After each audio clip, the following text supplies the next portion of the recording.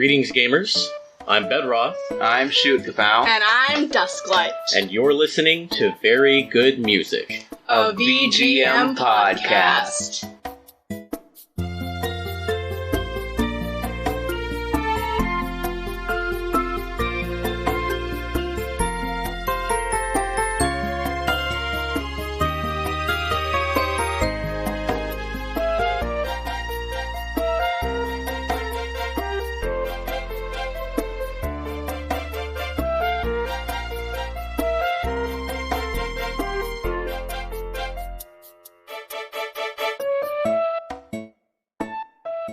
Alright, welcome back, everyone, to... And I'm Shoot Kapow. Yeah, another show with Shoot Kapow, actually here. It has been a couple of weeks of other special guests that have been really, really nice, but it is also nice to have you back in the co-host chair with me. It's only been like 8 hours since I've been awake.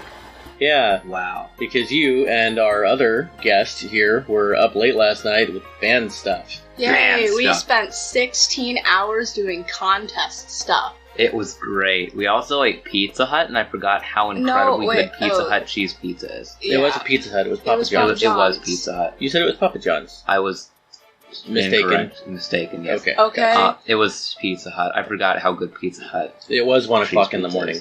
Yeah, and there were a lot of bugs. Yeah, there were so many.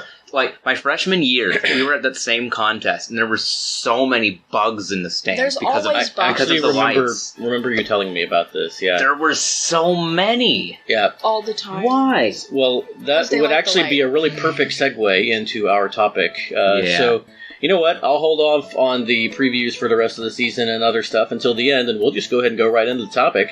We actually used our... play-in music, like we've been doing this season. We're using play-in music from a featured composer instead of our regular theme song, which does still play at the end of each episode, or some variation of it, by the wonderful Skeletroy. But what was our play-in track from this time?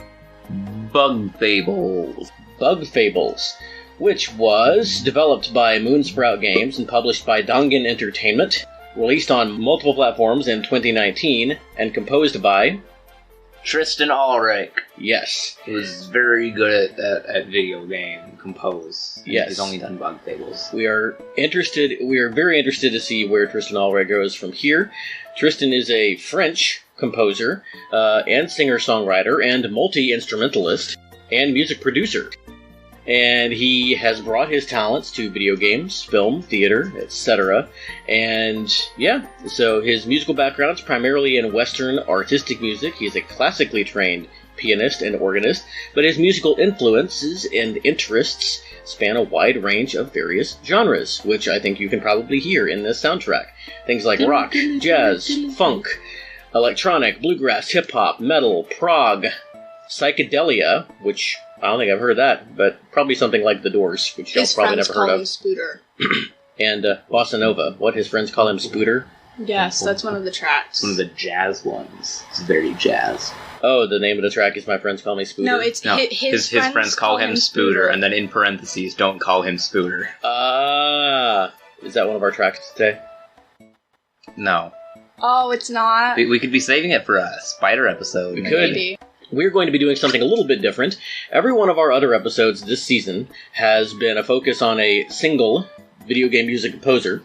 All of these are names that go back a long way and are pretty established in the business. And I think that probably goes for a couple of our artists tonight, but also, I mean, really, these are all up-and-coming artists. These are artists who have hit the scene for the most part, sometime within the last 10 years. Even though, like, in the case of at least a couple of them, they've been doing music for much longer than that. This is when they really kind of came into popularity. And Tristan is the first one we're going to focus on. He does have over 10 years of live music experience, from accompanying gospel choirs to singing in a death metal band. So, really runs the gamut there. He is a bassist, keyboardist, and singer, and... now, video game music composer. So, one thing that I think is pretty cool is that for his recordings, he generally plays all of the instruments and performs all of the vocals. So, yeah, he's like a one-man show. Wow. It's like Insane Rain. But we've gone off on a couple of tangents now, so why don't we just go ahead and get into some of the music? How does that sound? We're going to be playing in blocks tonight, and Shukapow has got the first block with his chosen composer of Tristan Alric. And if I didn't mention it before, the play-in track was the title theme from Bug Fables, which we'll talk a little bit about the game as we go. Shukapow's mentioned it before. Shukapow, which song would you like to go with first? Let's go with High Above Bee Kingdom.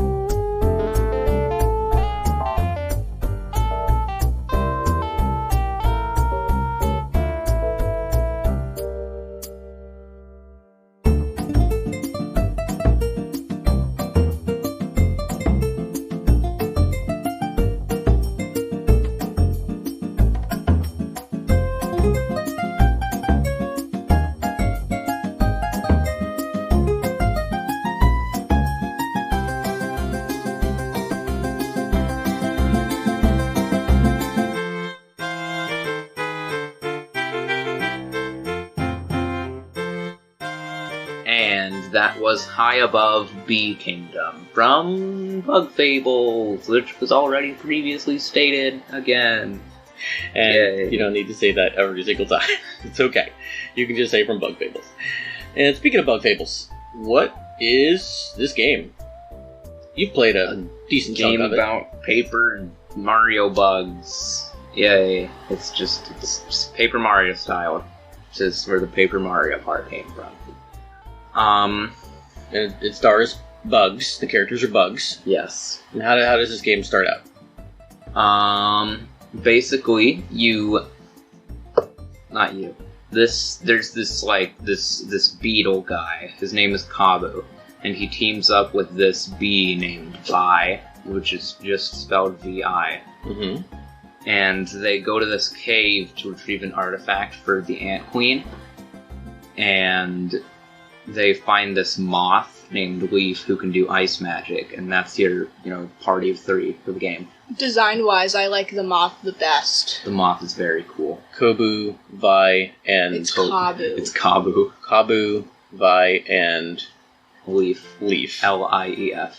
Ah, okay. Like the Animal Crossing. So Kobu, V, and Life. L-E-I-F, I think. Kobu, V, and Life. L-E-I-F. You're not... Yeah, because that's town. Yeah, okay. Alright, cool. And then they go... We refuse to acknowledge And then they go on an adventure. Yep. Yeah. So, Bee Kingdom, have you gotten here in your playthrough yet? Yes. What is it like? Is this where Vi is from? Yes. Makes sense. Is there, family drama and angst? I mean, there's a bit of family drama. Okay. Cool. Emo This tune... No, not emo beat. This tune is not angsty or dramatic. This tune was delightful. It was downright... And jazzy. Yeah. And Animal Crossing. Jazzy... See, I kind of The second part feel like there's a little bit of tension and sometimes some melancholy in jazz. Not necessarily, though. This is like Koji Kondo jazz. Yeah. It's definitely got that Mario sort of flair to it. And Dusk, you actually commented that it reminded you of a couple of other soundtracks. Yeah, I thought it was like Animal Crossing and Fantasy Life, mixed together. I could definitely hear some of that, too. And knowing that Tristan is doing all of the performing here, with the harpsichord and everything, that's really impressive. This is a well-put-together piece of music. So, yeah, tell us about Bee Kingdom a little bit. Well, it's a large beehive. Cool. And here you actually encounter 2 characters that you fought before, Mothava and Zosp. Mothava's like this big, famous actor person. Mm-hmm. Yeah, we actually played Mothava's theme on one of our as one of our patron picks on one of our episodes recently. Oh, cool. So yeah. Oh, I think it was the second Rivals episode actually. Yeah. Patchpin, one of our listeners, brought Mothava to the show. So nice. That was our first Bug Fables track. But anyway, Mothava and Zasp are there. Mm-hmm. And Zasp is her wasp bodyguard, right? Yes. Yeah. Yeah, there's a wasp battle theme in this game, which is very cool and has like 5 different time signatures. It does acapella. And Dusk really likes it, apparently. I also really like it. We'll have to do a bug episode sometime. Buggies. I mean, we can play it on the odd time signature episode whenever we do that. Oh, yeah. Yeah, I think I actually have it on that playlist. You mentioned that. We'll have to do that next season. It's one that's been a long time coming. But, okay, cool. And so you go to the Bee Kingdom, and I assume they give you a quest or two, and you complete it for them? So you go into... Okay, while you're at the Bee Kingdom, you're, like, going around retrieving all these artifacts for the Queen, so that you can find the Everlasting Sapling, which is basically, like... Hey, that's the subtitle of the game. Yeah. It's like this immortality plant or something. So you're at the Bee Kingdom, so that you can go and, like, borrow their artifact that they've been, like, trying to replicate, and they've almost got it, so you're, like, going so they can give you their artifact that you can use to find the sapling. Cool. And then you get walked into the honey factory and have to fight your way out. Okay. So yeah, it seems like... Are most of the areas that you've been to kind of like that? Like, do they follow sort of a pattern, or are they all pretty unique and different? They're all unique. Cool. Because, like, the area before this was all, like, nature-y, and you had to fight this plant goddess. Do you recommend our listeners check out this game? Yes. I also recommend that you check out the soundtrack. All of the tracks that we are playing today, I have purchased on Bandcamp.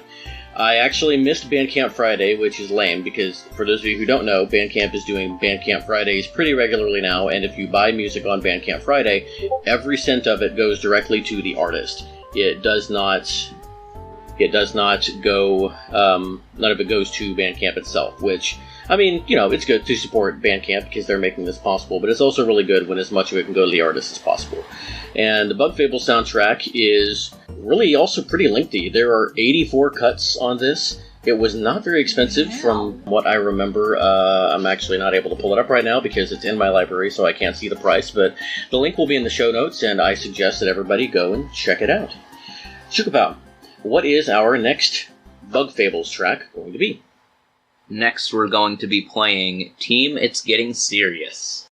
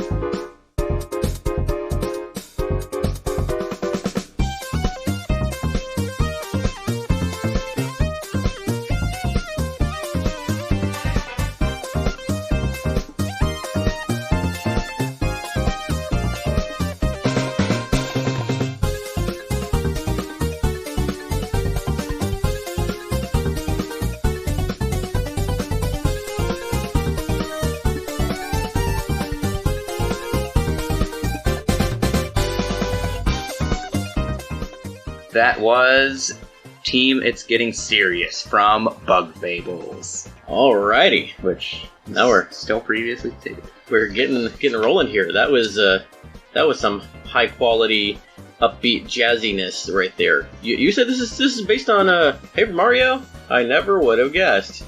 Anyone who has played Bug Fables before will have heard the basic battle theme will have been faked out by the beginning of that. Oh yeah?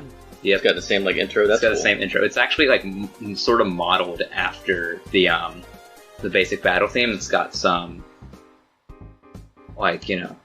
it's sort of like a double remix. Okay. A remix that remixes the melody. Okay, gotcha. Cool. And as Dusk mentioned while we were listening, with a name like this has got to be some kind of boss theme or something because, well, it's getting serious. Yeah. You've got normal battle theme. You've got team this one's stronger. And then I think this is the third sort of stage of recurring battle themes.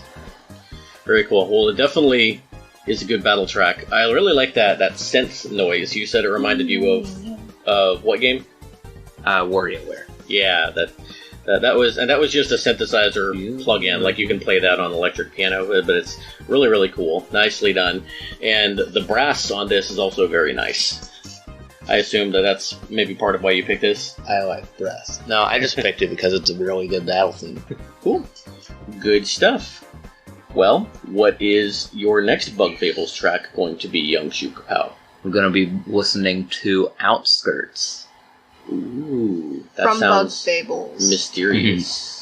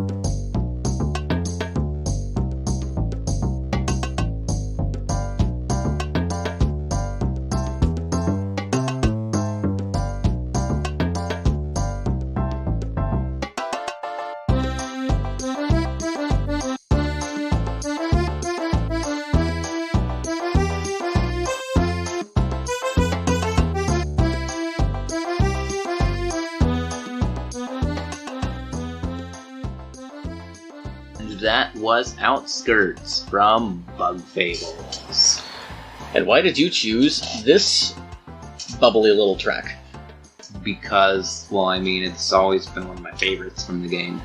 It plays really early when you're going to Snake Mouth, the cave that you go to. Yeah, it plays early in the game. Okay, so is Snake Mouth the cave where you encounter Leaf? Mm-hmm. Okay, cool. So yeah, it is early in the game. And you said this is the outskirts of the Ant Kingdom, where this takes place. Mm-hmm. Cool, good stuff. So I has question. What? Why is a beetle, a bee, and a moth getting stuff for the Ant Queen? I don't know, because, they're good at it or whatever. The three horns never play with long necks. None of them have necks, though. My name is Littlefoot. So, great film, by the way. But, is there not some, basic division between the Bug Kingdoms? How is it that these three are, coming together? I think that, what I understand by now is that everyone unanimously agrees that wasps are jerks, and that's it. Oh, okay. So, the rest of them get along, but wasps are jerks. Yeah. We don't like wasps. Okay. They suck. I mean, that generally is true of the Bug Kingdom anyway, so... wasps are the only things that will usually go out of their way to hurt you, but... Except for some spiders, I think. Most spiders will not, but... Or is that the Spooter thing? Yes. Nice. There's 2 measures. Cool. Which I know because I arranged it on flat.io. Follow me at Lloyd Irving for Smash. You're really talking too Shameless quietly for the plug. mic. So, but I mean, it'll pick you up. But yeah. All right. Yeah. So that was cool. That was good stuff. ASMR moment. And all right. So I guess now we're gonna move on to my block. So I'm going to be Wait. talking about. Wait, hold on. Don't we have another theme? Wait, what? We have another track to play. Nah, we don't have another. Well, Come on, the final boss is always the most important part of the game. Final boss. What is the final boss theme called? This last one is called Transcending, Overpowering, Everlasting.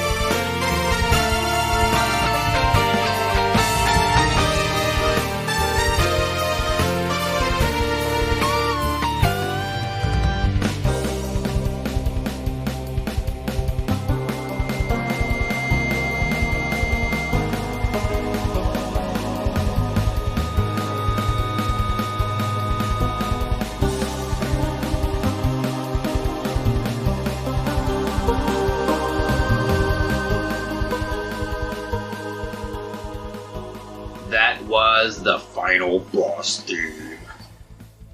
Wow. Wow, that was very final bossy right there. It was. That was Transcending, Overpowering, and, well, not Everlasting because it was only like 5 minutes, but it was pretty long. You can hear how like heavily it uses the do do do do do do do do do. What's that from? It's just a pattern in music. It's a dotted quarter note, and then another dotted quarter note, and then just a quarter note. Gotcha. They I just thought, use it a bunch in the I thought the melody was like maybe a motif or something, but yeah, that rhythm definitely and that's got like a rising sort of like now it's intensifying. It's cool. Very good stuff. So yeah, what made you choose this one besides the fact that it's epic? I mean, RJ specifically requested it. Ah, another friend of the show, your buddy RJ. He's kind of like your Prof. Jeff. And another little fun fact, I beat another Pokemon Leaf Green Nuzlocke recently. Leif. You're so hilarious. Thank you.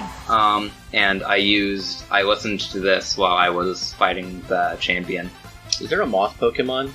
Or just butterfly Pokemon? There are multiple moth Pokemon, I'm pretty sure. There's Venomoth, which was in Generation 1.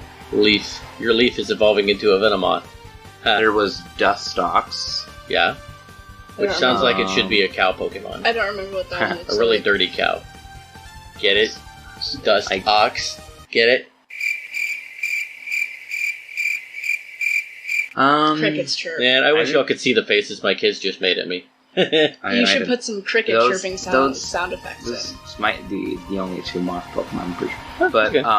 When I did that, RJ was like, dude, like I showed him my playlist of songs for the Elite Four Champion. He was like, okay, well I didn't show him, but I said I've got a playlist of songs for the Elite Four Champion I'm going to use when I fight them. And he's like, you'd better have Transcending, Overpowering, Everlasting. And I was like, yes, Cool. we're on the same wavelength. Well, it's definitely a good final boss kind of song. Another fun fact, I have a newfound respect for the Pokemon Electrode, because during the champion fight, I was at his Charizard, which was his last Pokemon, and I only had my Moltres and my Electrode left. So I switched into the Electrode, which Electrode is a really fast Pokemon. It's the fastest Pokemon in Generation 1. And my level, 53 Electrode outsped his level 63 Charizard with Explosion and killed it. I summon my Charizard in attack mode. So I summon my Electrode, who eats Charizards. Oh, so your Electrode, Proceeds to you explode. basically brought in as like a buffer, and then it ended up ending the fight for you. Well, I mean, I brought it in to use Explosion, Ah, okay. which I'd had on it. Gotcha. Nice. Very So, nice. Electrode is now definitely, in my top 20 Pokemon. So Bug Fables has definitely made its way into your life. Yep. And it's a really good song. Like I said, I'm looking forward to seeing where Tristan Alric goes from here. I did reach out on his Twitter after I tried to email him from the Bandcamp email that came up, and it just didn't work very well. But I didn't really give him a whole lot of time to respond, so if he does get back to me, then I'll maybe include a message in a future episode. But if not, and if you happen to hear this, Tristan, very, very good work. We're big fans, and thank you for sharing your music with the world. We're excited to hopefully share it with a few more people. I'm not sure I'm a big fan, maybe a big air conditioner. Why don't you leave the dad jokes to me? Yeah, what's with No. all the dad jokes tonight? I mean, we're all just full of corny jokes. It is candy corn season, you know. I like candy corn. I do Unlike too. the normies. What are we... I'm saving my $20 for Halloween candy. What are we going to do on Halloween night? So I was thinking we could just, stay home and vibe. I'm gonna go trick-or-treating because I'm broke and I need free stuff. I'm so not broke. I have I don't know. $20 We could stay here and hand out candy. Just you and me. Maybe blast some spooky VGM for the trick or treaters. Yeah. That'd be fun. Yeah. That'd be... Ooh, you Then could, we can put up a playlist. you could play the circus on loop. Hey, everybody who is listening, go to our Twitter or YouTube or Discord or wherever and share with us some spooky tunes that we should use to play for trick or treaters on Halloween night. Alright, so next we are going to move to some songs by a composer who I did get to chat with on Twitter. I've actually chatted with her on Twitter a couple of times, and I actually emailed her to ask for some of her thoughts on the songs that we're going to be playing. This is also the only one of our blocks where everything is not coming from a single game, just because I wanted to kind of showcase some of Lena Raine's less known soundtracks. This is our singular block, where all the songs are not coming from a single game. Yes. Nice wordplay there, kiddo. What do you know that Lena Raine has done? Pig Step from Minecraft, and Celeste, and also some stuff from Deltarune Chapter 2. Yeah, which we're going to talk about in a little bit. Dust, what do you know about Lena Raine? I know she did some stuff and Oh yeah, does also the cool fact music. she's gay. Not just gay. Lena's trans.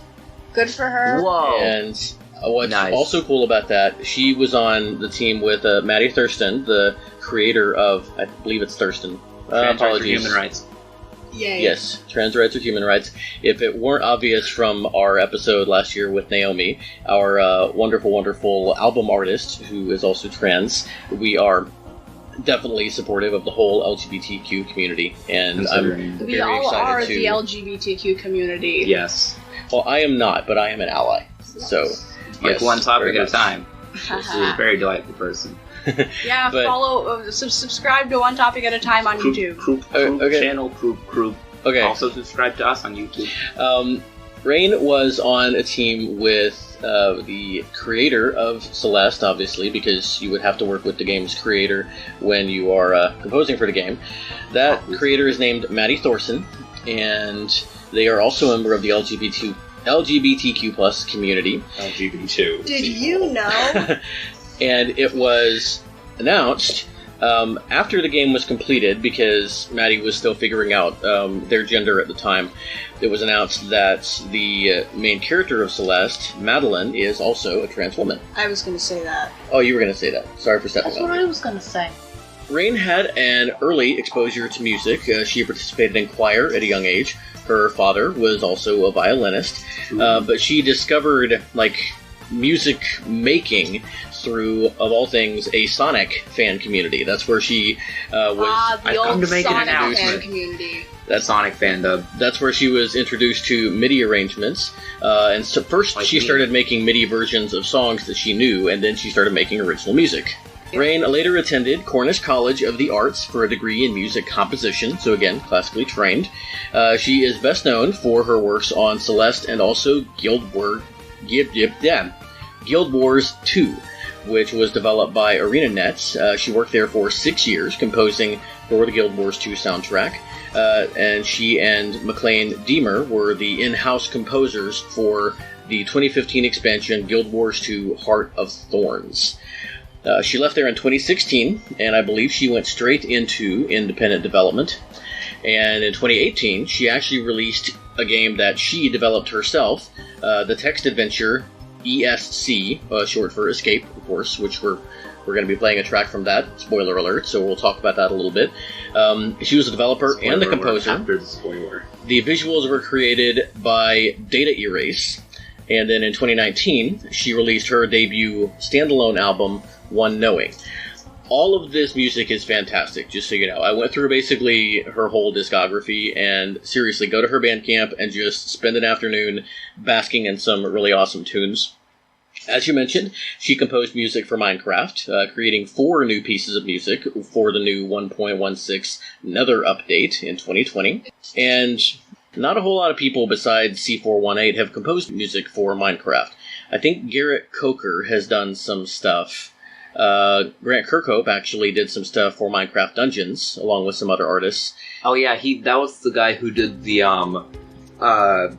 Did you just say that was the guy about Grant Kirkhope? Garrett Coker? Oh, you weren't actually up to where I was in the conversation. Anyway, yeah, so yeah, Grant Kirkhope did some stuff for Minecraft Dungeons. You're referring back to when I mentioned that Garrett Coker did some stuff. Yeah, that was the guy who did some of the stuff for the Minecraft battle minigame stuff that's in Smash. Yes, it is. I actually listened to Dance of the Blocks, the original, earlier. But according to my notes, Raine was actually the first composer other than C418 to compose Minecraft music. Recently, she has completed the soundtrack for the adventure RPG Chicory, A Colorful Tale, which I've heard is just a delightful game, and the soundtrack is also really great. It's been getting some play lately. She talks about this a little bit recently on Austin Wintory's podcast, the AIAS Game Maker's Notebook podcast, which Wintory interviews composers for. And she also did some work on Sackboy, A Big Adventure, which is a spin-off of the Little Big Planet series. And you can hear her talk about that on episode 9 of An Evening at the Roost podcast with Brian and Stephen Kelly. So she's been very busy. She actually just recently completed a soundtrack for the upcoming game Moonglow, which will be releasing on October 26th, and the soundtrack drops on the same day. Raine is an award-winning composer. She has won the Game Score of the Year from the American Society of Composers, Authors, and Publishers. Celeste was also nominated for Best Score or Best Music at the Game Awards 2018, and she has been nominated for a BAFTA. For anybody who doesn't know, that's the British Academy of Film and Television Arts. So she's definitely getting noticed in the VGM scene. Now, the first track we are going to be listening to comes from Hackmud. It's an MMO, not an MMORPG, just an MMO. It simulates 1990s hacker subculture through a text-based adventure. Players use social engineering, scripting, and cracks in a text-based terminal to influence and control other players in the simulation. So it literally is a game where you're trying to, hack other players and be the best hacker. So yeah, Hackmud is the first game we're going to be featuring here. This was published and released by Drizzly Bear for Steam in 2016. You can still buy the game on Steam, and if it sounds like your kind of thing, go for it. The song we're going to be listening to is called Electroheist.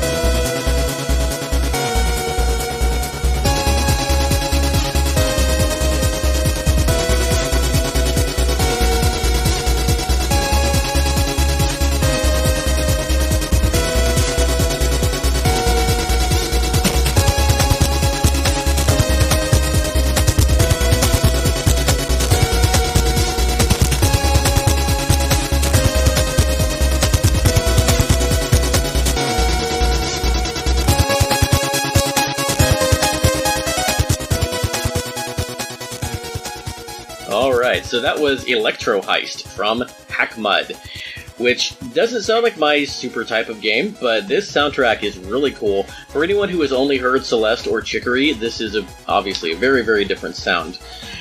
Raine said, when I asked her about her thoughts on this track, I think when I was finishing up the music for Hackmud, Persona 5 had just come out in Japan, and I was really energized by the heist music in that game. Heists in general are just really fun conceptually, so much build-up for one big, carefully planned event. While I wrote mostly ambient music for the game Hackmud, there's 2 tracks for activating an intense super hacker mode to try and get away with some really sneaky business. I wrote Freak Out first, Freak Out with a PH, which is awesome. I almost went with that track. I definitely encourage people to listen to it. She said that was way more reliant on the original synth style of the rest of the game, but for Electroheist, I wanted to go all out, so I brought out some fake electric guitar to really get that aggressive, cool vibe. It's definitely another favorite of mine. So, do you guys think she pulled that off? An electric, cool vibe? Yes. What are y'all's thoughts on this track? Mega Man. I could hear some of that, like more like Mega Man X than classic Mega Man, or maybe Mega Man.exe, except I don't know what that soundtrack sounds like, but I could imagine this. It is electric. Ha ha. Did it send sparks of electricity through you? No. Through your soul? I don't have one of those. Aw. Sorry. That's okay, I still love you. Ah, stop. You bring my soul happiness, even though you don't have one. Alright. You know who else doesn't have a soul? Hackers. Except for the ones that fight for good. Telemarketers. I almost took offense at that, but I'm not a telemarketer, I'm a consultant, so. But This is really, really cool stuff. Very different from the Bug Fables sound. I don't think there's any song in Bug Fables that sounds quite like this. Yeah, I really like this. This is my jam. I think that this would probably also be something that Ed Wilson of VG Embassy would like. He does tend to like these sorts of more electro, steamy type things. Not steamy in like the smooth jazzy sense, but our next track is actually very different from this. And it's really similar sounding. It's probably the most similar sounding to Celeste, which is going to be interesting when we get to our last track by Raine. But I also love the name of this track, which might be why I picked it. This is from a game called Panic at Multiverse High, which I'm going to have some stuff to say about, because just on the strength of this soundtrack and on some of the stuff I read about it, I downloaded this game on Steam, and it's so fun. It was $5. It's a really fun game. We'll talk about it when we get back. Panic at Multiverse High was developed and published by DoubleBear Productions. It was released on Steam in 2016. What? Crisis at Fort Pawprint. This has actually got some Crisis at Fort Pawprint vibes, and the soundtrack also has some Fantasy Life vibes, I think. Yeah. Not this track so much. This track really does sound a lot like Celeste. It's very good. I think you're going to like it. The name of the track is, well, this is the theme for the Magic Club in Panic at Multiverse High, and the name of the track is For Lack of Sausages.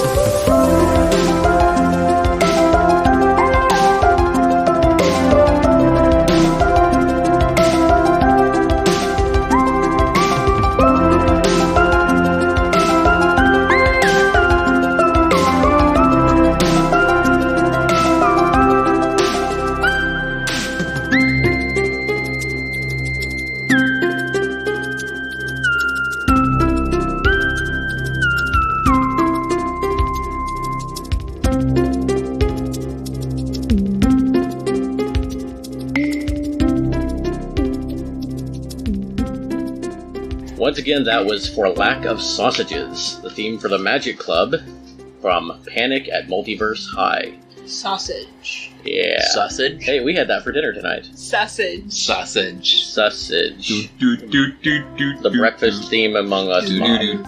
I can't talk. The breakfast themed Among Us mod. Yeah, what'd y'all think of this? It was good. Good? Good. Yeah. So, Sounded like Galaxy. in Mario Galaxy specifically. in Panic at Multiverse High, you can join up to 18 possible best friends in an insane adventure through a bizarre high school in this Fire Emblem. parody visual novel. You can have 18 best friends. Up yeah, to 18 possible best that's friends. not realistic at all. No, like, you could play like 18 times and have a different best friend every time. Oh, Yeah. well, you can have Sans. multiple best friends. Sans is the secret Not 19th 18. best friend. Celebrate weird holidays. Take strange classes. Face down your rival at prom. Why did you just gesture at me when you Face said down. take strange classes? Face down your rival at prom. Also, your rival is a... It's a Your rival is a Also- bird dressed in a Falco costume. Dance battle. Your rival is a tentacle alien monster. Oh. No, your rival is a bird in a Falco costume. it's No, he's a literal purple tentacle alien monster, No. and his name is Chad. no. I'm talking about the actual game. He's a bird in a Falco costume. He's a bird in a falco costume. We're not there yet. We'll talk about Deltarune in a minute. Anyway, and there's a mystery, I guess. But Panic at Multiverse High. It's a very, very fun game. Definitely everyone check it out. You basically just, you wake up in this classroom and you don't know where you are or who you are, but somehow you know that you're late for school and your first day of school. And so you get to class and everybody knows your name for some reason, but It's Jason. you're learning about all these classes and stuff, and this weird alien tentacle monster threatens you outside the school, and apparently he's a bully and nobody Wait. likes him. He's purple? Wait. Yes. But Like he's, Susie. But he's Chad. Like Susie Deltarune takes out a pack of Smarties and bites off half of it. But it's Chad, and But- yeah. I think that Chad is the whole malevolent force who trapped everybody in this weird high school dimension, and really everybody's kind of hypnotized, but I've been reading about that kind of stuff in my Justice Society of America run that Prof. Jeff lent me lately. He's a Chad. I don't think Not. he's actually... Yeah, this predated the whole Chad thing, because it came out 5 years ago. But, Darn. and I also... I don't know, we'll get into that some other time, but I've heard that term Chad used in two very different ways. One very Yeah. positive, one very negative. So, anyway, this is negative Chad. Now, what did Lena Raine have to say about this track? She said, "For being a tiny indie visual novel, not individual, but indie visual novel, I put a lot of love into Panic at Multiverse High's soundtrack, since my friend Annie designed and wrote the whole thing herself. And we'd been quest design partners on Guild Wars 2 for years, so we just worked pretty effortlessly together. Doing music for the clubs was tricky because you basically only get to choose one during your playthrough, so I wanted to make sure that each one still used the same melody, but framed it completely differently, which was a fun composition challenge. For Magic Club, I wanted to go for a really mystical vibe, but ended up going off in a big dramatic tangent, which makes it stand out a bit as one with more emotion to it, despite being a pretty silly game. And it is a pretty silly game. For example, when you go into the Magic Club, you are first greeted by a rabbit, who you are then warned by the, resident bird magician person is actually a chaos spirit who is taking the form of a rabbit, and you better check your pockets every time he leaves the room. We're late for a very important date. And also there's this crocodile person who's in the Magic Club, and he's a transmutation magician, but the only spell he knows is how to turn people into chickens, and then he eats them. Oh no. Yeah. Why So specifically chickens, though? that's just what he Chicken's knows. gross. Yeah, it's a very, very funny game. I think that y'all would like it. But I actually played Shukapow and Dusklight, the other variations on this club theme. What did y'all think of the way that Raine kind of did that melody in these different styles? Very poggers. Yes, I concur. Was there a particular style that you remember liking as much as this one, or differently, or I don't know. I liked the Magic Club one the best. this one? Yeah. I think the sports one was cool. They gave me Undertale and Deltarune. Oh yeah, vibes. that one was cool. The sports one is very cool. It's got orc hits in it, and so obviously I like it. But Yes. yeah, it's all of them are very cool. Everyone go check out this soundtrack. This one I believe was $5 on Bandcamp. I could be wrong. Some of these are just pay what you want, but they're all worth at least that much. And this soundtrack has 32 tracks on it. They're all really, really good stuff. So I do encourage everyone to check it out. There will also be a link to Lena's Bandcamp in the show notes. Now, the next track we are going to play from Ms. Raine is from the previously mentioned ESC, which I also downloaded on Steam because it looks really cool. This is the one that was developed by Raine herself with a small team of partners, and we'll learn about it a little bit when we come back. This was developed by Raine's own company, Radical Dreamland, which I love that name because Radical Dreamers, Chrono Trigger, and also Dreamland, like Kirby. I don't know if either of those things came into play for her because I didn't think to ask her, but Radical Dreamland. This is on the web. You can actually go and play it at radicaldreamland.itch.io. I will link that there in the show notes. You can buy it on Steam. This came out in 2018, and the track we are going to listen to is called Perception Shift.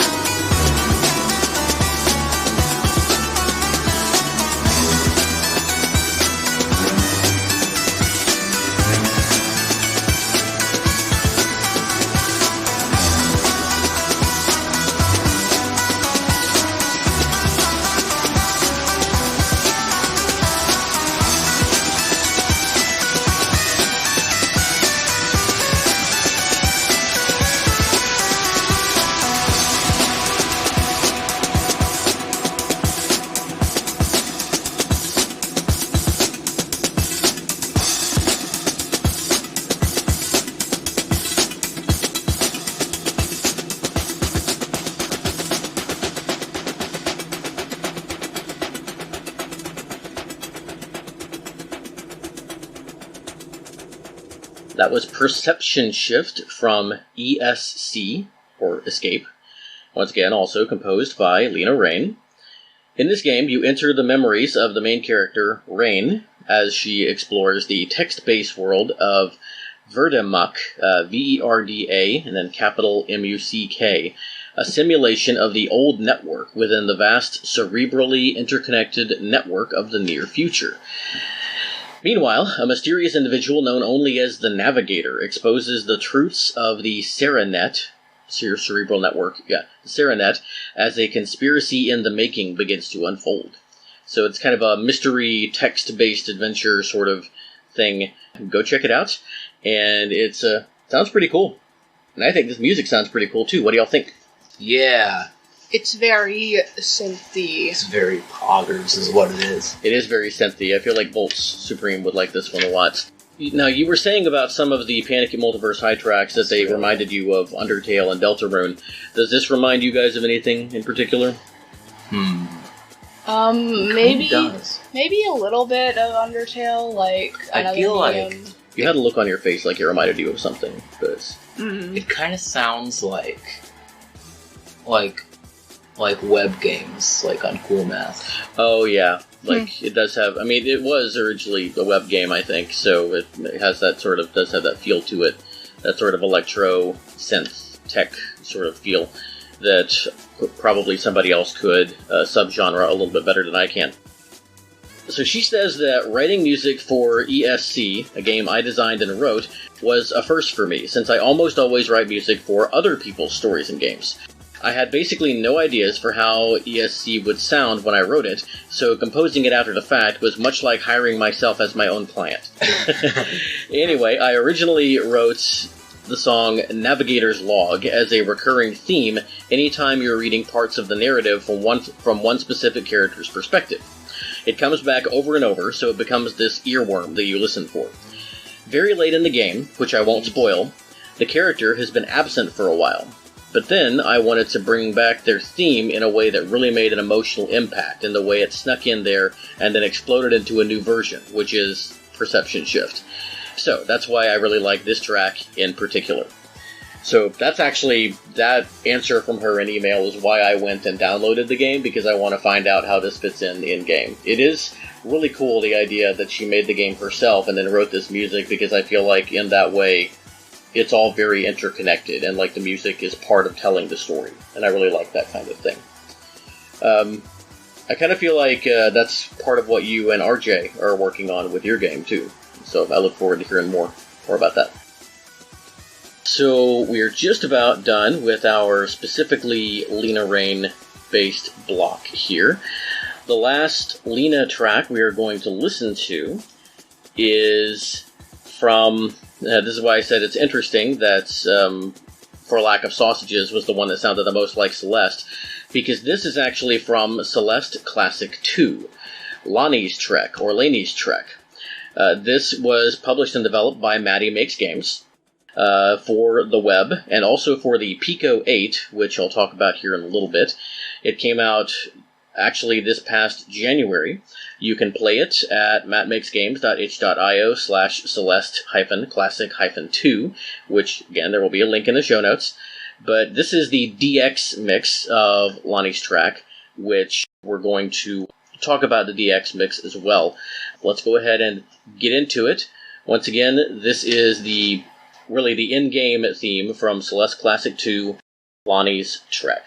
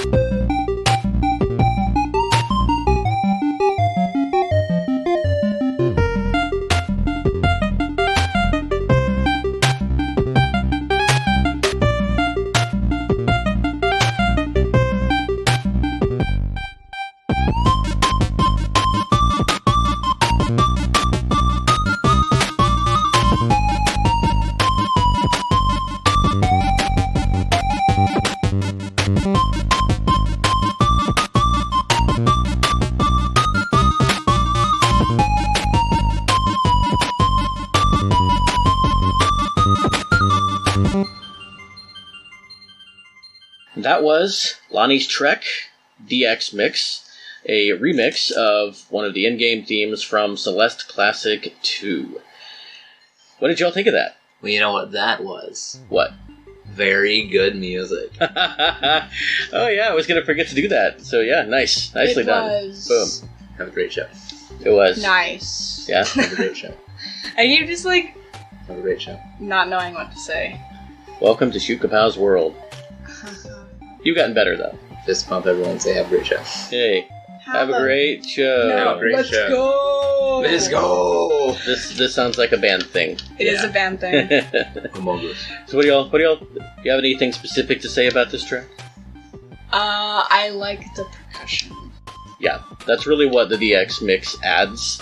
So the original in-game music, just like the whole game, was developed for the Pico 8, which, to really oversimplify it, this is a game engine created by Lexalawful Games, and it's designed to work like early 80s computer systems.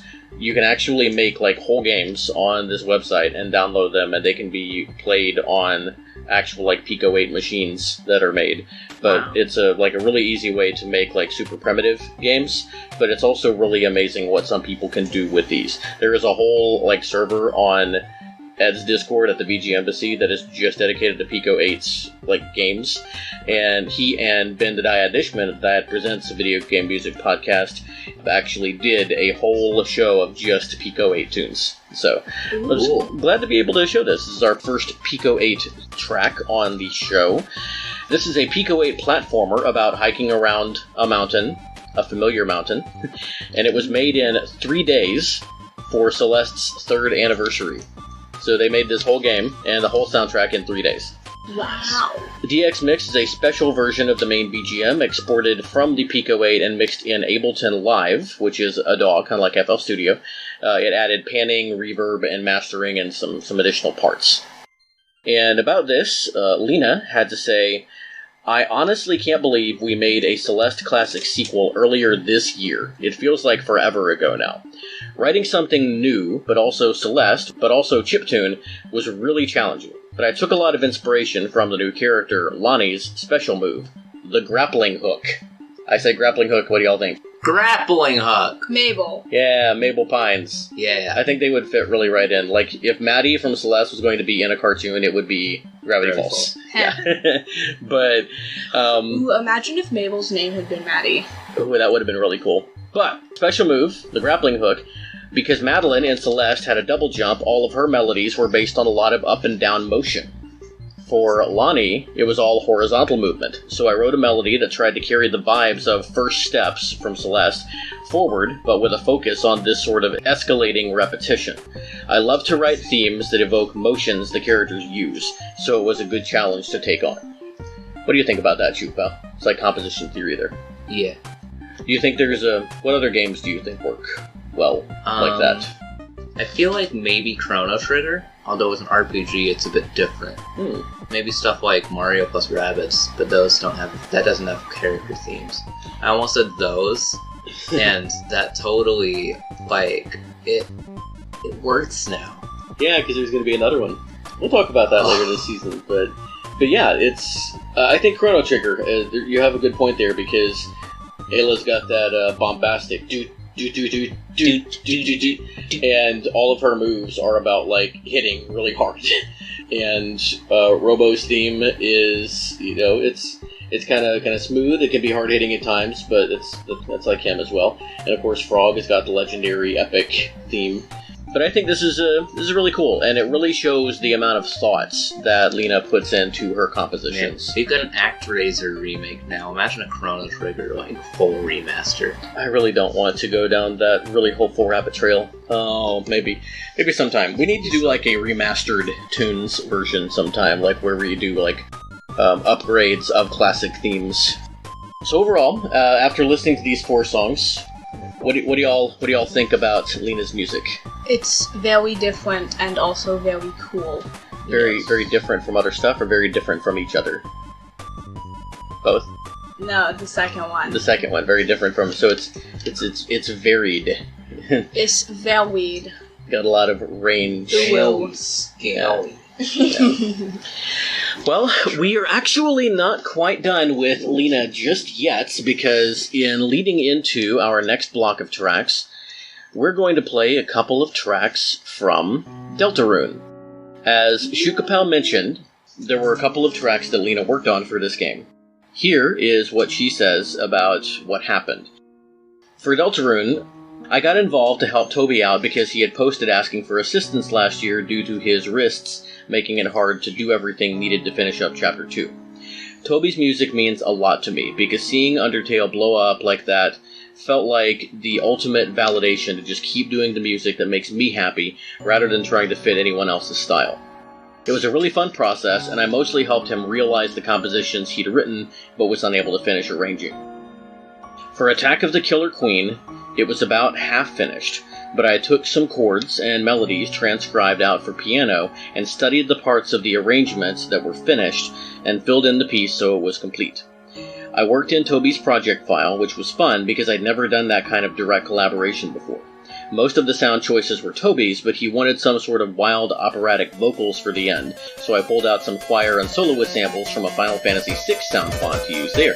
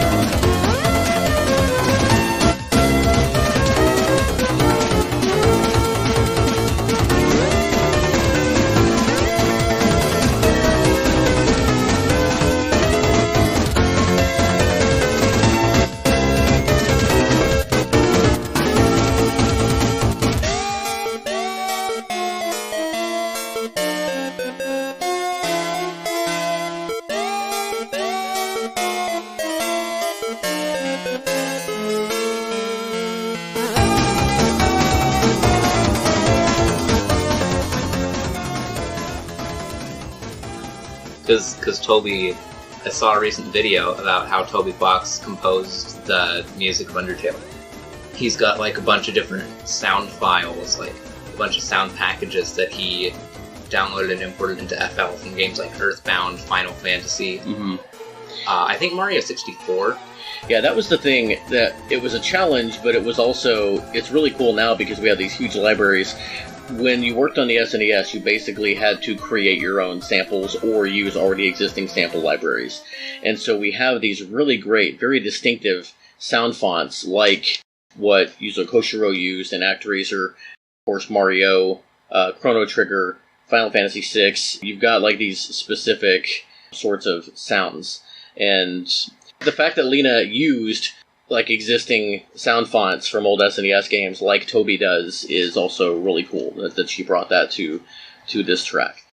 She said for Cyber Battle, all of the backing tracks had been finished, but the solo melody needed to be added. So I took what Toby recorded and transcribed it for the melody and added some harmony parts as well.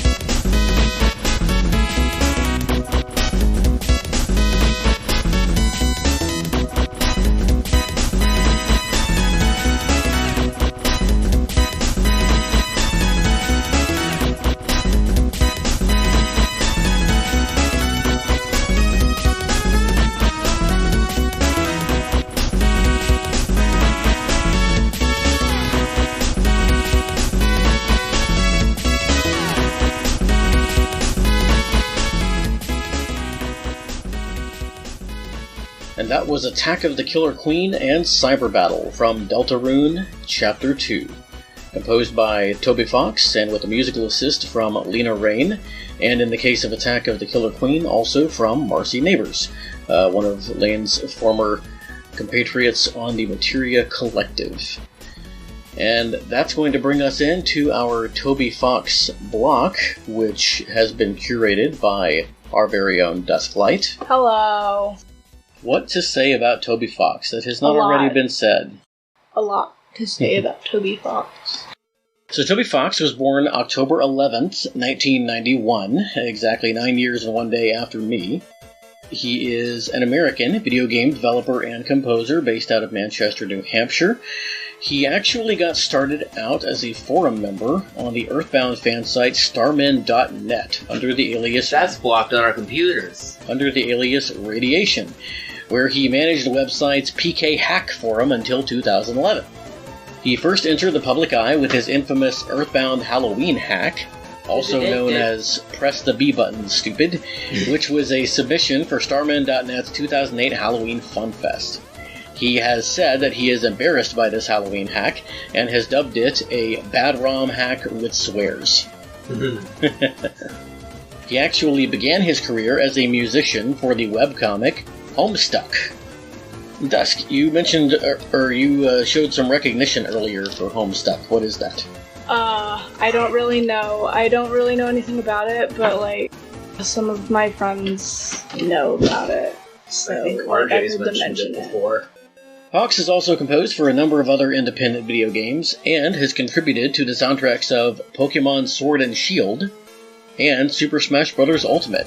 Shukafao, what did Toby do for Pokemon Sword and Shield? Battle Tower theme. It plays when you fight things in Battle Tower.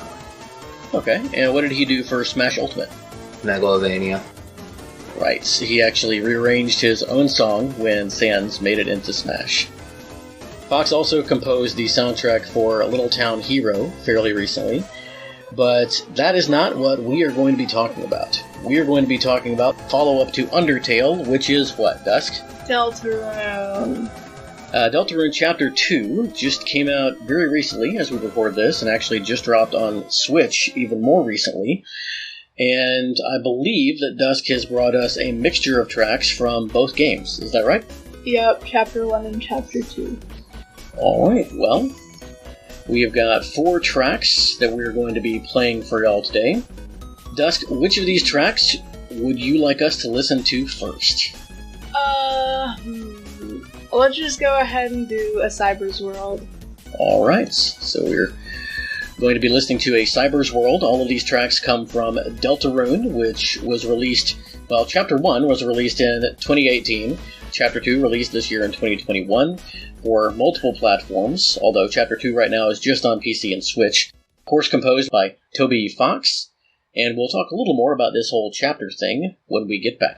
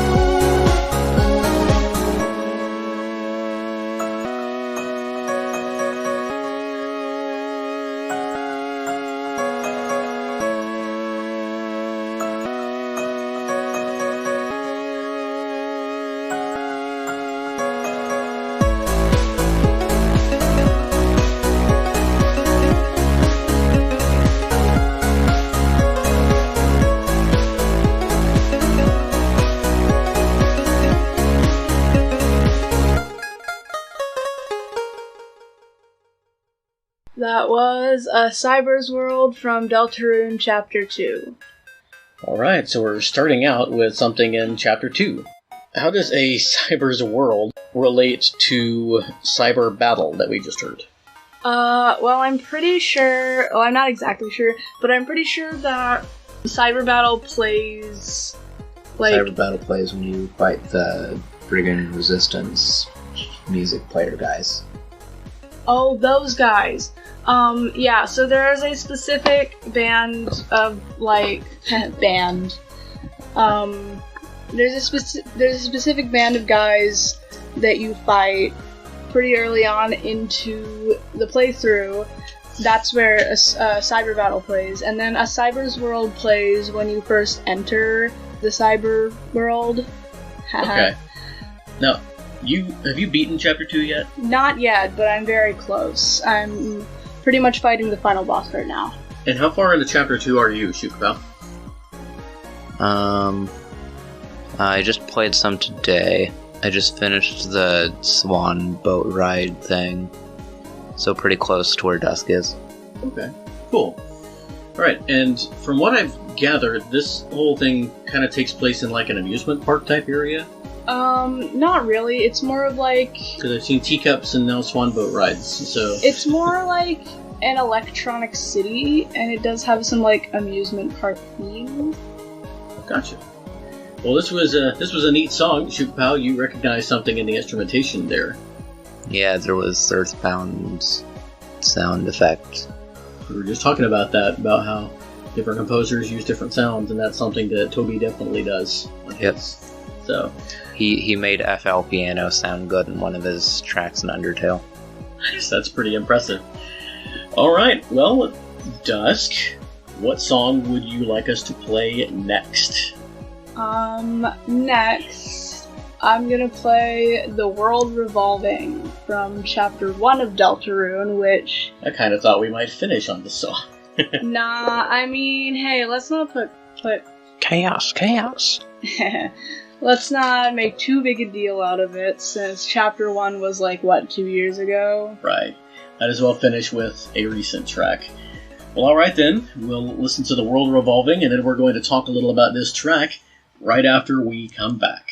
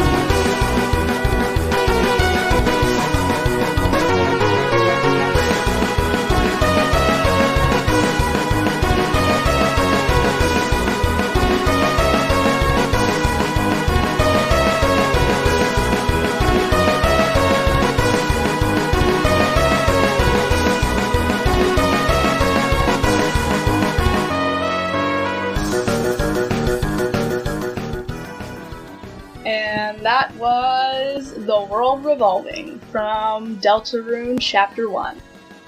Now, I recognize this tune. This has been kind of a thing. Yeah, it's the next Megalovania. So why don't you tell us a little bit about this track, where it plays in the game, and what you like about it? But yeah, this track plays during the secret boss fight, who is actually one of my favorite characters. I really like him. His name's Jebel, and he's sort of like this crazy jester guy. He's pretty fun. He's Loki. Yeah, kind of, a little bit. It's just kind of a chaos being, right? Yeah. And now there are several characters that actually have counterparts from Undertale, right? Yeah. Yeah. Like the teacher lady is Alphys. Yeah, well, yeah, there's a lot of Undertale characters in Deltarune. But Jevil is not from Undertale. Yeah, all of the Darkners aren't from Undertale. Darkners? Yeah, they're the people from the Dark World. Okay. The Dark World I is... hope Sans plays a major role in Deltarune in the future. That'd yeah, be cool. me too. Maybe like Sans goes to the Dark World. Toby has said that this is the second game in the Undertale series, so it would seem like there is going to be some kind of thematic, like, continuity. I mean, Sans has been there, like, as a cameo so far. He shows up, and you can, like, chat with him. And he's like, hey, maybe you should, like, come over tomorrow. Oh, And is it really Sans? Yeah, it's Yeah. really Sans. Okay, wow. There's an option for, like, nice to see you again. And he's like, nice to see you again, too. Especially considering I have no idea who you are. Wink. Wink. Wow. Yeah. Well, this track So, is... he basically invites you over to, like, spend some time with Papyrus. Because, No sound, but the distant trousling of bones. yeah. So then the next day, in Chapter 2, you can go over there, and you're like, he's like, yeah, the brother thing is gonna have to wait, like, maybe a few days, 200 years. That was the difference. And you can see a little grocery store skit with Sans and Toriel making egg puns, and then Asgore. Oh, Asgore. Yeah, it gets kind of awkward. Oh, I bet. okay. Huh. So, this track is pretty awesome. This is like you said this is like a secret boss fight? Yep, Jevil's a secret boss, so basically you can collect, like, these keys that are hidden around the Dark World. So if you get all the keys, you can... if you get all the key shards, you can fix them into one key, and then you can go and open the door that he's trapped behind. And then you can Or that fight him. everyone else is trapped behind except him. Yep, he does put it that way. It's all based on perspective. So, that was the world revolving. And now as the world continues to revolve, I think it's time for us to move on to the next We're going track. very fast right now. Yep, Yes, we are. definitely. You're careening through space at thousands of miles per hour. Yay. Miles per hour. But we don't go flying Yeah. off because Tails. of We're talking gravity. about Deltarune, not Sonic. P-Rock. But if the world stopped spinning suddenly, we'd all go flying off into space because we're going really, really fast, even if we Momentum. don't feel it. Yep. Momentum. What would happen to the stuff like going around the Earth if it stopped revolving somehow? I think they Or would just just keep revolving around it because of the gravity. The gravity still the would same. still be the same. So the people on the ISS would still be alive. Yep, because Huh. they're not connected to the gravity of the Earth. So they'd be able to go back down and recolonize. Well, but if the Earth stopped moving, it wouldn't be habitable anymore. Yeah. Oh yeah. What would happen? The part that's facing the sun would get baked, and the part that's not facing the sun would freeze. How would it like feel to stand on Earth if it wasn't revolving? Because if we're like Die. going really fast right now, You know, it Would would it feel probably different? feel about the same as it does, but really hot or really cold. Because of the relative size, we don't feel the rotation of the Earth, and so that wouldn't really matter much unless we were on it when it stopped rotating. But yeah, otherwise, it's interesting. Science podcast. But yeah, so what is the next track actually called? So the next track is called Lost Girl from Deltarune Chapter 2.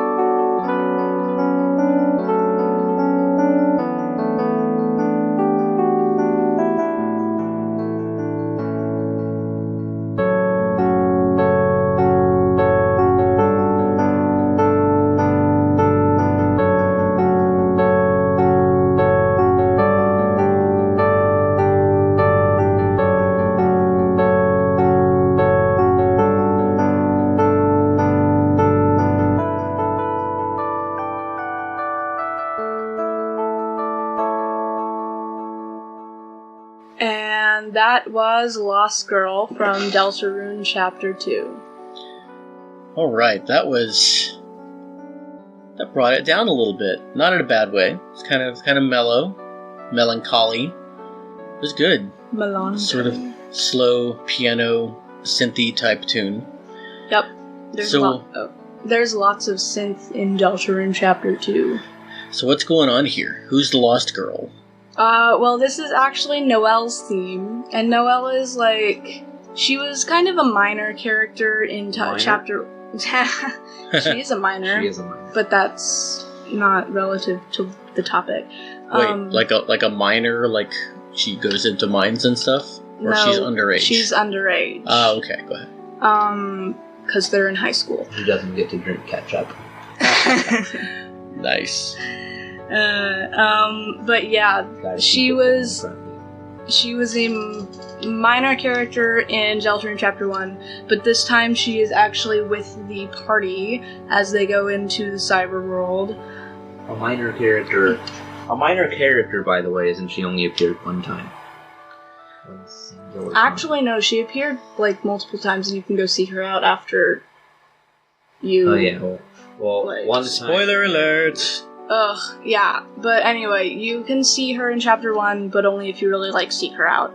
But in Chapter 2, she's, got a pretty major role as part of the protagonist group. And, by the way, Noelle X Susie for the win definitely implied. Ha ha ha ha.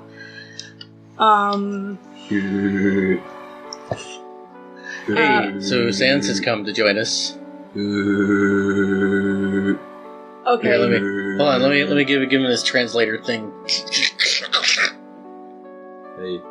Hey, fellas, what's up? We're doing a podcast. You want to join us? Sure. Have you played Deltarune yet? Can't say I have. I mean, you did befriend Chris's mom last night, didn't you? Yeah, that I did do. I also befriended your mom last night. Wow, so Sans is kind of a player. Who knew? Oh, yeah. For such a husky boy. Oh, sorry, big boned. This is cool. Nice song, Dusk. What do you have to sort of set the tone for the end of our show here tonight? Well, the ending theme is called Hip Shop. And this plays during Chapter 1 and Chapter 2. Hey, what's this bone man doing in here? Oh crap, I gotta leave. I leave for 1 minute to get water, and this guy thinks he can come in here and take over my role on the show. Actually, where'd he go? I thought it was just you and your Sans mask. That was Sans, right? He broke the fourth wall. And Dang it, Sans! And you scared him away. Well, he's gone now. But yeah, anyway. That's alright, he probably just would have distracted us anyway. So, Shukapow, we were just about to play Hip Shop, and Dusk is telling us where it plays. Yeah, this is a shop theme. It plays... That makes sense! Haha! It plays... No! I'm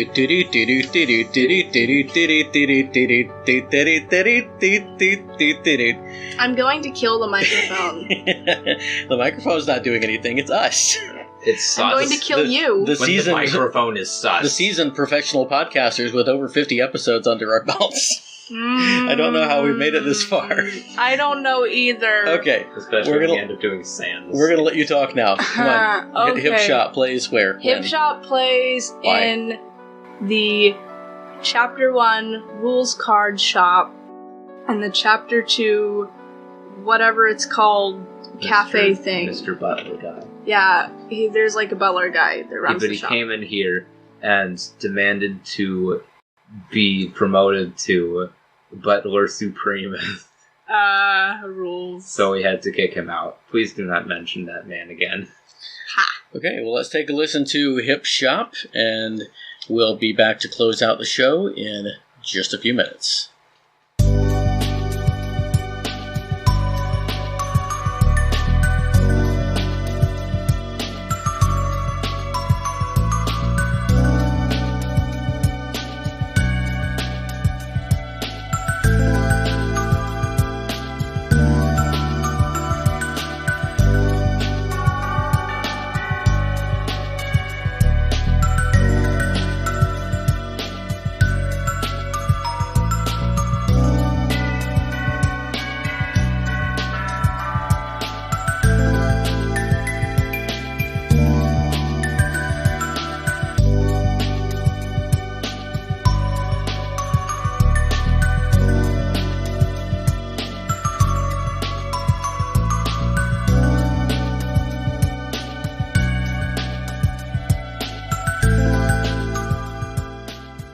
That was Hip Shop from Deltarune. Chapters 1 and 2. That's why I just said Deltarune. Yeah. That was smooth. Jazzy. Yeah, I liked it. Jazzy, oh yeah, as in Glockenspiel. Nice kind of low-key way to end out our romp through these 3 younger, upper and cominger composers. Oh man, you just wait for the blooper reel. It's anything but smooth and jazzy. I mean, it's pretty jazzy, but...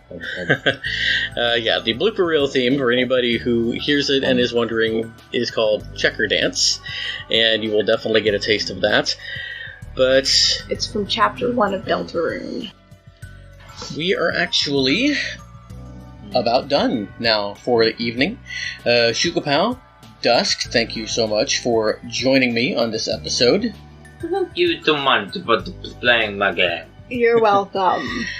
Next Drunk week, Marios. I'm going to be joined once again by a special guest because Shukapow and Dusk have yet another band thing this weekend and will not be able to record.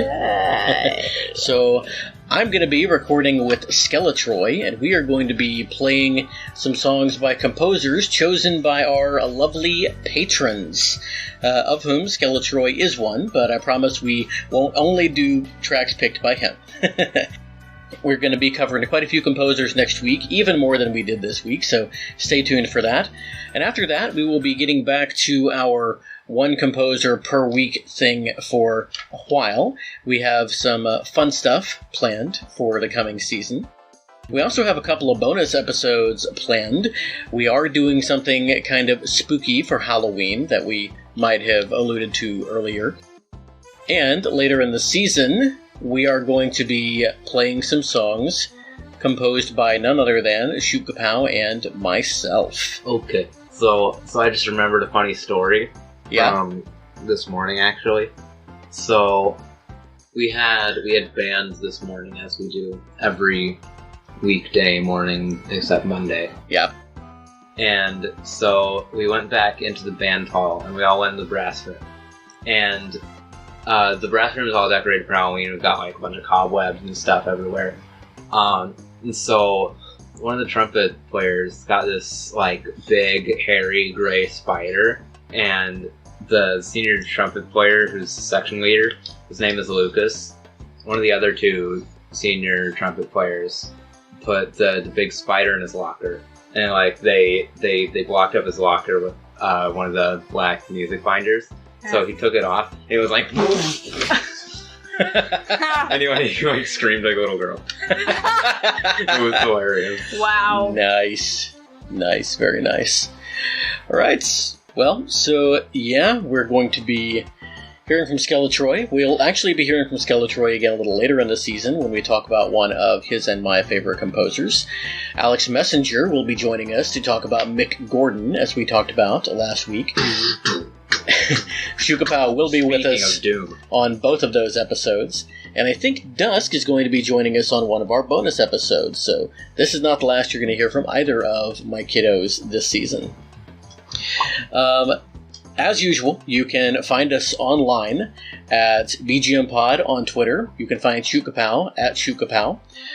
You can also find us on YouTube. Just search VGM Podcast or just Google VGM Podcast. I recently found out that we pop up like all over the first page because I put it in the name of the show. Mm-hmm. You can also find us on the Discord. Link is in the show notes, and it is a hoppin' place, so come check that out.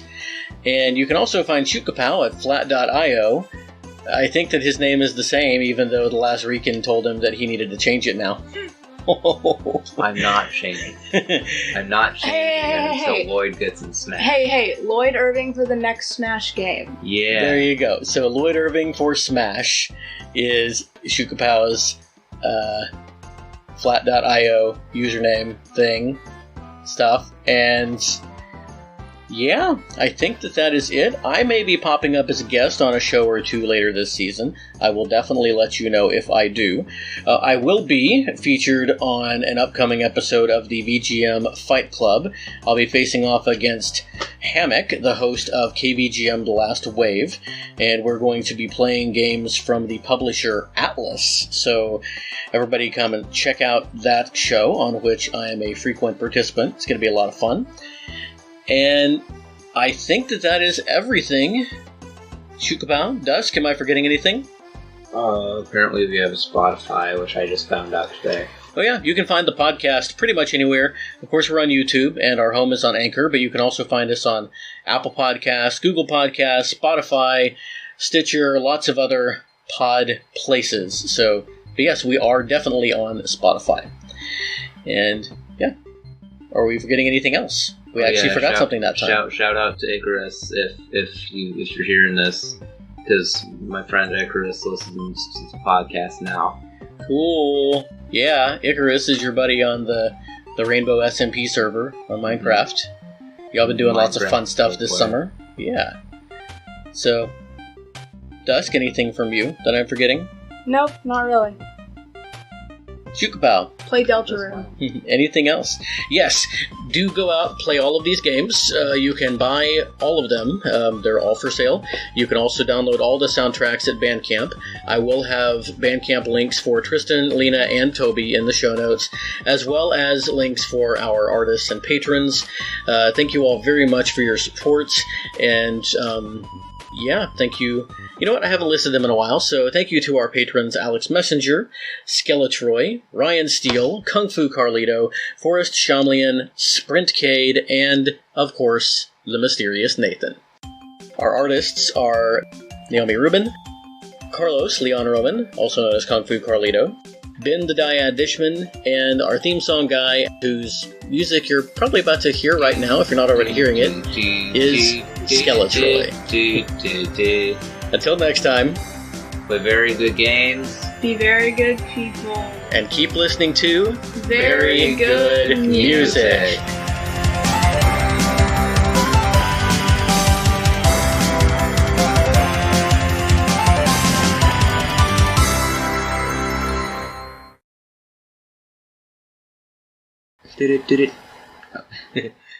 I was going to let you go, but then you stopped, and so then I did that. All right. So.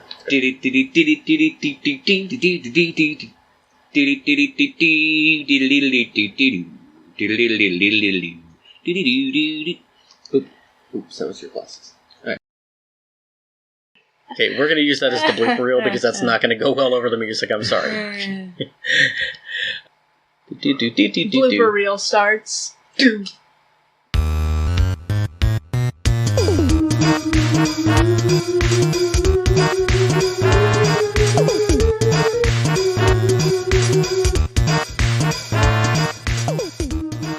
Alright, welcome back, everyone, to... And I'm Shukapow. Yeah, another show with Shukapow, like, actually here. Like, on the first two episodes of this season. Football. And guess what? We were both up until 1:30, maybe 2 o'clock. And 40 seconds in, we already have blooper reel material. And guess what? I'm here too. Yeah, so... Alright, let's try it again. Which was developed by Moonsprout Games and published by Dongan Entertainment, released on multiple platforms in 2019. That's going to be really annoying to edit out. Is that one of our tracks today? No. Oh, it's not? We could be saving it for a spider episode. We could. And you know what? Maybe since we've mentioned it, we can use that for the blooper reel, because I don't have pick one picked out. I did have Pico pick. Or we could save it for a spider episode. And Deltarune music is much more suited for blooper reel. There would be a good Deltarune blooper music. Okay, alright, a good Deltarune blooper music. I can talk. Alright. No, you can't. Well, we'll do spiders next time. That would be really good for next October when we're not doing a... Ooh. Thought. Anyway, yeah, so... Cool. We're on the same wave. We're on the same wavelength. Well, it's definitely a good final battle. It's definitely none of us can talk. Definitely a good final boss kind of song. I talk good. Yeah, he's like a one-man show. Wow. It's like Insane Rain. Or Pinkie Pie. Or Lightning McQueen. We quit, Mr. One Man Show. I don't think there's any game in Bug Fables that sounds quite like this. Game in. Game? Bug Fables? Any game in Bug Fables? I'm tired. Any song in Bug Fables that sounds quite like this. What do you think? Dang. You're not as tired as someone who just stayed up until 2 in the morning because of band. And what time did you wake up today? Like 12. I woke up at 10:11. Yeah, this one got like 8 hours of sleep, and you got like 12 hours of sleep. 10 hours. I can't do math. Anyway, back to this. Yeah, so it sounds like it's really cool, and the fact that they both sort of came to this. The fact that the fact that Lena used. What do you think about that, Chukbao? It's like composition theory there. Yeah. Yeah, what? Yeah. I was.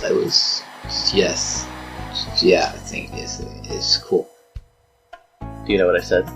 I definitely wasn't doing Rasengan with Dusk. I wasn't listening. Yeah, so I'm totally gonna say it again, and then you're gonna tell me what you think about that. Of course, composed by Toby Fox and Toby Fox by Toby Fox. But yeah. Circle. Oh no. That's not what you do with microphones. Okay. Alright. How are you ever going to be a YouTuber? Can you please stop eating the microphone? You're making noise. I've got to make an announcement. Okay, go ahead. Sonic the Hedgehog proceeds to swear multiple times. Wow. Is that from something? Sonic fan dub. It's the Eggman's announcement thing I showed you. Ah, okay. Oh, yes. No, we're not going to go there. This is a PG-rated podcast. All right. Family friendly. Yay! Hackmud, which is a massive... Massive. A massive. It's a massive. It's a massive. It's an MMO creating 4 new pieces of music for the new 1.16 Nether update in 2020. It's 1.16. 1.16, sorry. And not a whole lot of other people besides is it C418 or C418? How do people say it? I think C418. That's what I thought. Reviewers... Be the very best.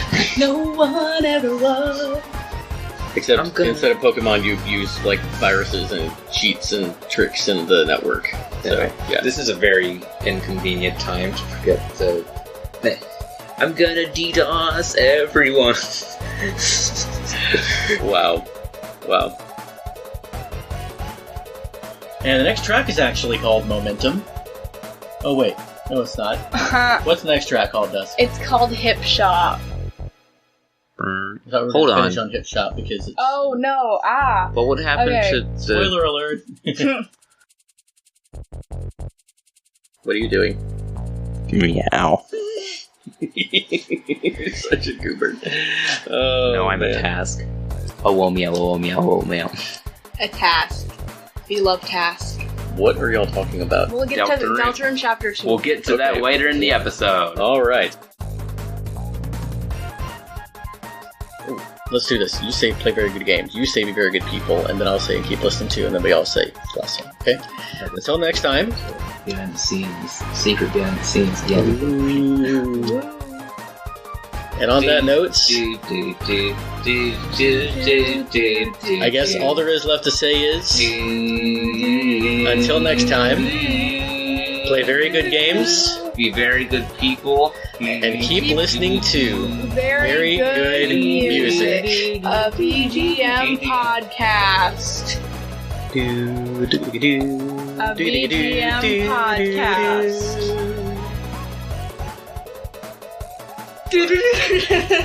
Wasps. Stop talking.